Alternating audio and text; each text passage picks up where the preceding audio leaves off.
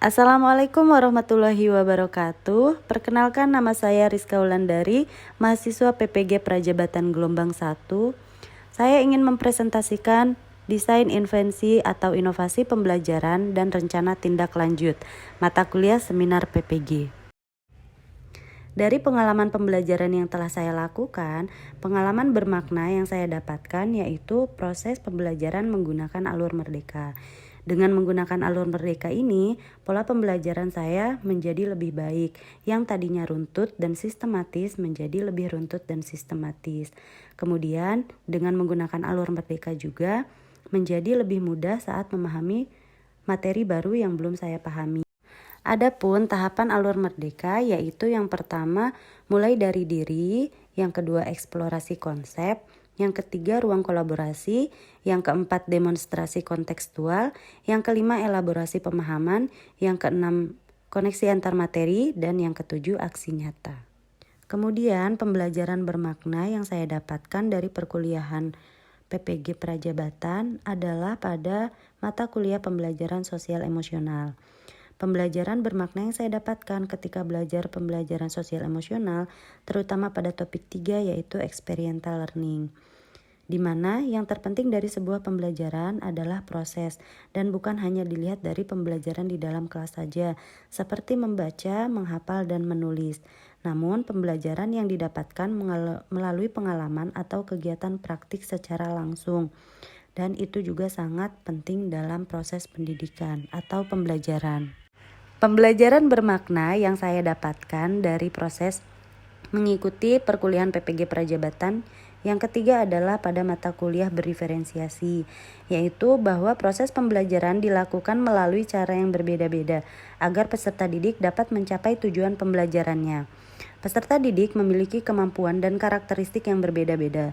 Strategi yang dapat digunakan untuk bisa memfasilitasi kebutuhan belajar peserta didik yaitu dengan menggunakan 3 strategi, yaitu diferensiasi konten, diferensiasi proses, dan diferensiasi produk. Kemudian, artefak ini merupakan kumpulan tugas-tugas yang telah saya kerjakan pada mata kuliah berdiferensiasi dan pembelajaran sosial emosional. Kesimpulan dari 3 refleksi yang tadi saya jelaskan yaitu belajar dengan menggunakan alur merdeka membuat pemahaman saya menjadi lebih mendalam serta lebih runtut dan sistematis dalam memahami sesuatu.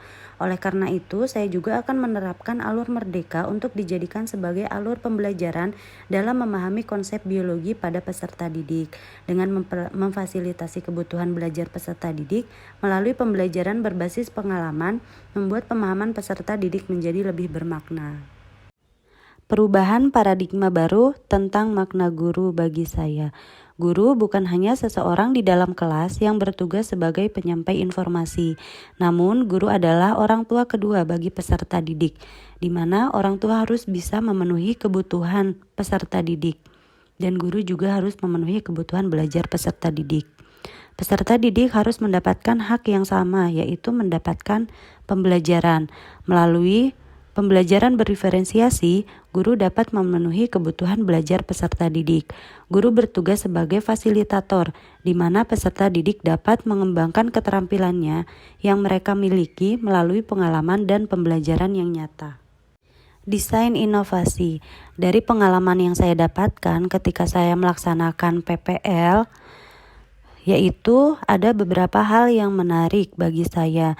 Salah satunya adalah pada saat proses pembelajaran biologi pada materi ekosistem. Pada pembelajaran materi ekosistem, guru melakukan proses pembelajaran dengan metode outdoor learning. Peserta didik diminta untuk observasi jenis tanaman apa saja yang ada di lingkungan sekolah. Kemudian, adakah interaksi antar tumbuhan dengan tumbuhan lainnya atau dengan makhluk hidup lainnya. Kemudian, guru juga menginstruksikan peserta didik untuk mengobservasi di daerah persawahan. Kemudian, peserta didik menganalisis makhluk hidup apa saja yang terdapat pada ekosistem sawah. Proses pembelajaran tersebut tentu menyenangkan bagi peserta didik. Terlihat sebanyak 88,2% peserta didik terlihat bersemangat dan antusias dalam pembelajaran. Namun, hanya 14,7% peserta didik yang terlibat aktif dalam mengikuti arahan dari guru. Pembelajaran tersebut belum dikatakan efektif karena guru tidak memberikan LKPD atau arahan yang jelas kepada peserta didik, sehingga peserta didik lebih cenderung bermain-main dan tidak mengetahui tujuan pembelajaran yang mereka lakukan di luar ruangan atau di luar kelas. Peserta didik juga tidak diberikan waktu yang jelas berapa lama untuk menganalisis jenis-jenis makhluk hidup yang ada di lingkungan sekolah serta pada daerah pesawahan. Sehingga observasi yang dilakukan cenderung memakan waktu yang banyak. Oleh sebab itu, pembelajaran biologi tidak tuntas. Hal ini juga dapat berdampak pada hasil belajar peserta didik. Hal ini dapat dibuktikan melalui hasil tes yang dikerjakan oleh peserta didik. Hanya ada 30,3% peserta didik yang tuntas memenuhi KKTP. Artinya, sebagian besar peserta didik tidak memenuhi capaian pembelajaran biologi. Oleh karena itu, saya membuat rancangan desain inovasi, yaitu dengan menerapkan model pembelajaran yang berbasis pengalaman. Proses pembelajaran tersebut dapat diimplementasikan dengan menggunakan pembelajaran experiential learning. Seperti yang diungkapkan dalam teori experiential learning, Kolb bahwa pembelajaran secara langsung akan membuat peserta didik mengalami pembelajaran yang lebih bermakna, sehingga pemahaman tersebut bisa tersampaikan dengan baik. Berdasarkan latar belakang dan pengalaman saya yang saya peroleh ketika kuliah dan PPL di sekolah, maka saya akan mencoba menerapkan pembelajaran experiential learning dengan teknik scaffolding pada materi bioteknologi. Diharapkan dengan penerapan model tersebut dapat membantu meningkatkan hasil belajar peserta didik. Maka saya membuat inovasi dengan judul Rancangan Pembelajaran Menggunakan Model Experiential Learning dengan menggunakan teknik scaffolding untuk meningkatkan hasil belajar peserta didik. Adapun rencana tindak lanjut untuk membuat desain inovasi, yang pertama adalah menyusun modul ajar. Modul ajar dirancang menggunakan langkah-langkah pembelajaran experiential learning. Adapun langkah pembelajaran experiential learning, yang pertama adalah tahap pengalaman nyata, di mana guru memfasilitasi siswa melibatkan diri sepenuhnya dalam pengalaman baru. Yang kedua, tahap observasi refleksi, di mana guru membantu dan membimbing siswa dalam melakukan observasi dan merefleksikan atau memikirkan pengalaman dari berbagai segi. Yang ketiga, tahap konseptualisasi, guru menjelaskan bahwa kepada siswa menciptakan konsep-konsep yang mengintegrasikan observasinya menjadi teori. Yang keempat, tahap implementasi. Pada tahap ini, guru membimbing siswa menggunakan teori untuk memecahkan masalah-masalah dan mengambil keputusan berdasarkan pengalaman. Yang kedua yaitu menyusun LKPD. LKPD dirancang menggunakan langkah-langkah pembelajaran experiential learning.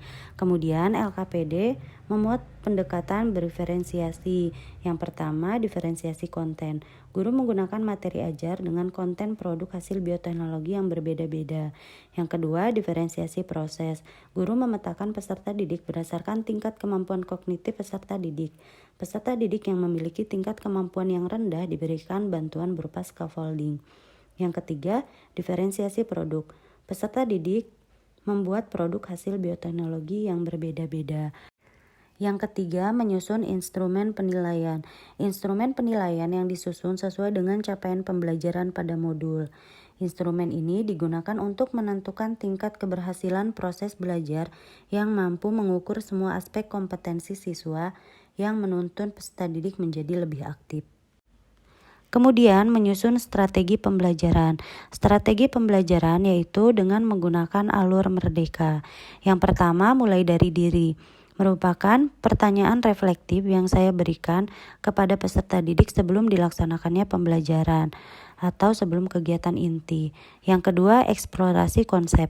Peserta didik diberi cakupan materi yang akan dipelajari pada pembelajaran yang akan dipelajari. Pada tahap ini, peserta didik merefleksikan jawaban dari pertanyaan reflektif yang mereka kerjakan pada tahap mulai dari diri secara individu. Yang ketiga, ruang kolaborasi, di mana peserta didik secara berkelompok berdiskusi sesuai dengan instruksi yang ada pada LKPD.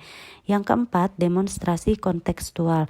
Peserta didik mendemonstrasikan hasil dari diskusi kelompok. Pada tahap ini terjadi interaksi antar kelompok sehingga peserta didik dapat bertukar argumen.